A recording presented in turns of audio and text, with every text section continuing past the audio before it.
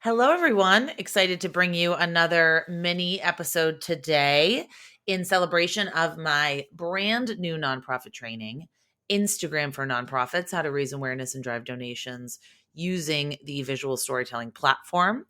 If you want to sign up, go to instagramfornonprofits.com. You can register for the DIY section, and you can also register to get me to actually audit your Instagram account personally. So check it out, instagramfornonprofits.com. Might be one of the last trainings that I'm going to do on Instagram. Hard to tell at this point. So make sure you go there, check it out, sign up. You'll get the recordings and materials if you can't attend live. All right, today's topic: how to do a social media spring cleaning at your nonprofit. Now, spring is in the air, hopefully coming soon to Boston, and it's time to put a fresh coat of paint on those dusty social media accounts. So much has changed in the digital landscape in just the past few months, all of which makes tightening up and improving your nonprofit social media profiles even more important. And even if you post regularly, if you keep up with the trends and you get lots of engagement, good for you. You may still want to take a close look at those profiles. Photos, videos, info, URLs, calls to action, about sections, bios, hashtags, and more. I'm sure they can all use a little sprucing up. So here are my tips on doing a spring cleaning for your nonprofit social media accounts, focusing on Facebook, Twitter, Instagram, LinkedIn, and YouTube. Let's start with Facebook. Facebook, change the cover photo. When was the last time you updated the cover photo on your page? The cover photo is the first impression a potential follower has when they visit your page, and it better catch my eye. You can easily make an attractive cover using free graphic design tool Canva. Go to canva.com/nonprofits to sign up for a free premium account. You can also add a video to the cover. So why not really increase the visibility and attractiveness of your page by adding a cover video? And I have lots of vibrant Facebook cover videos to inspire you if you go to the show notes. Update your pinned post. Make sure your pinned post is the first thing that you want people to see when they hit your page. First impressions are everything. Rearrange your tabs. Is it time to rearrange the tabs that people see when they go to your page? Maybe you want to highlight your fundraisers or your posts or your videos. So decide what you want to feature, as you only have 2 seconds to grab someone's attention when they get to your page. Change your call to action button. Have you had the donate button up there forever and no one seems to be responding? It may be time to try something different, like the learn more or the sign up button. Register for Facebook payments if you are not already. Are you registered with Facebook so that you can take advantage of their full suite of free fundraising tools? You can sign up, get started for free, donations.fb.com. Look at your about section. Is all of the information correct? A pro tip is to change the URL to go to an introductory video about your organization or the success stories page of your website. Change it up from sending people to the basic home page. That's boring. The more targeted, the better. Check out Messenger. Nonprofits of all sizes are using Messenger to communicate with supporters. There are many ways to use a chat bot to decrease the time spent replying to direct messages, but also make your program more efficient. Okay, now we're moving on to Twitter. For Twitter, update your bio. Check the links, check the keywords, check the hashtags. Make sure everything's up to date and makes you easy to find. Change your pinned tweet. Is your pinned tweet from months or even years ago? It may leave a bad first impression if the first tweet people see when they land on your account is from 1 year ago. Change it up. Create cover art. Many Twitter accounts have this horrible pixelated or non-existent cover art. Once again, you can use Canva for nonprofits to create a beautiful cover photo for your Twitter account. Use Twitter lists. So many people do not use lists to kind of control the chaos. Twitter lists help control the fire hose of information that is the Twitter main feed. So consider creating lists of your donors, corporate sponsors, volunteers, thought leaders, community partners. Evaluate your timeline. The Twitter feed is not chronological, and we know this. They use an algorithm much like Facebook to determine what they think you will most want to see.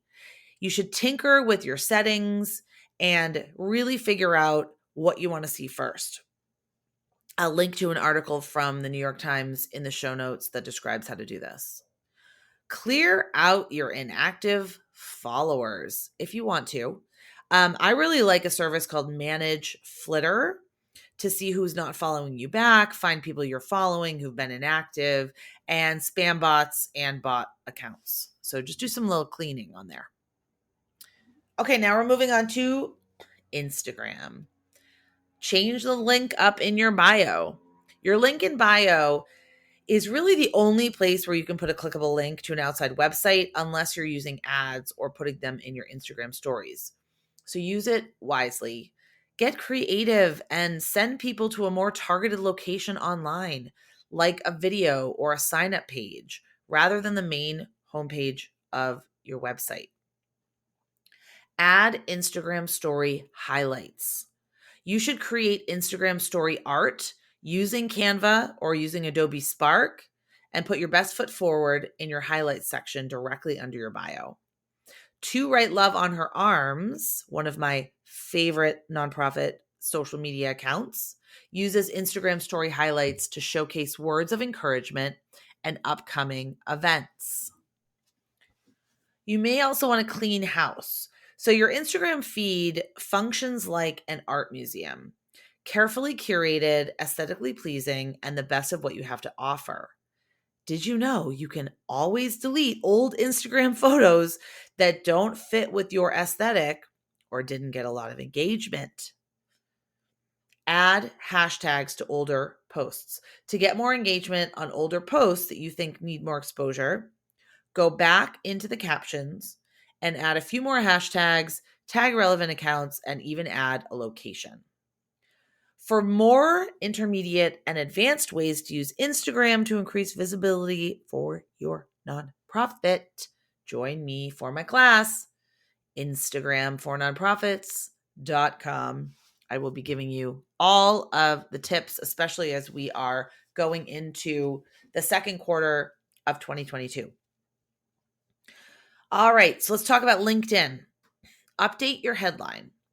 Your headline is the most important part of your profile, as it is the first glimpse people see when they receive a connection request from you or get a suggestion from within LinkedIn. There are many tips on writing a great headline. I have a Nonprofit Nation podcast episode with Angela Pitter all about how to ramp up your LinkedIn, level up your nonprofit on LinkedIn. So check that out.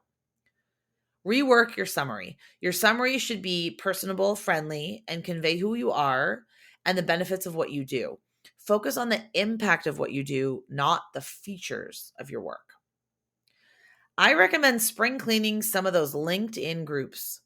Go through your list of groups and make sure that you're still interested in participating. Leave groups that no longer fit with your interests or that are inactive.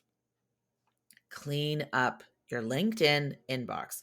One of my least favorite features of social media is that it gave us 27 different inboxes that we now have to manage. LinkedIn, Instagram, Facebook, Twitter. I can't keep track necessarily of all the inboxes, but I do take some time each week and go through my LinkedIn inbox to make sure that no messages have fallen through the cracks and to delete or archive any requests that are just irrelevant or spam. All right, our last spring cleaning channel, YouTube. If you have any video content at all, you should be on YouTube. Now, I always say YouTube is the number 2 search engine in the world, but it's actually number 3. TikTok is the number 1 search engine in the world, believe it or not. Google is number 2. YouTube is number 3. Still not too shabby. You need to check your keywords. If your nonprofit is posting video anywhere across the web, you need to add these videos to YouTube. But you need to make sure that the keywords are featured prominently in the video description and title. People use YouTube to search. This means writing great titles for your videos. Titles are essential for search and vital to get more followers. Boring, non-descriptive titles such as webinar number 3, excuse me, will not get as many views and comments. People are not searching for, nonprofit gala number 5.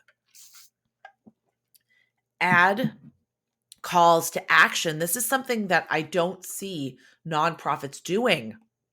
YouTube is a search engine. If people find you and they want to learn more about you or connect more with you, and there's no call to action in the caption, that is a huge missed opportunity. So in the caption of the video, be sure to add a call to action with a hyperlink. Sign up for our newsletter to stay in touch. Make a donation today to end childhood hunger in our community. Read our blog, etc., etc. Now, I want to hear from you. How do you conduct a social media spring cleaning for your nonprofit? Feel free to leave a comment for me, tag me on social, let me know how it's going. Also, I really hope that you will join me in my next live training. Instagram for Nonprofits, very easy to remember, instagramfornonprofits.com. It goes live on April 7th. If you cannot attend live, you will get the recording and materials. In the meantime, keep changing the world, and I can't wait for you to listen to another episode of Nonprofit Nation. Thanks so much.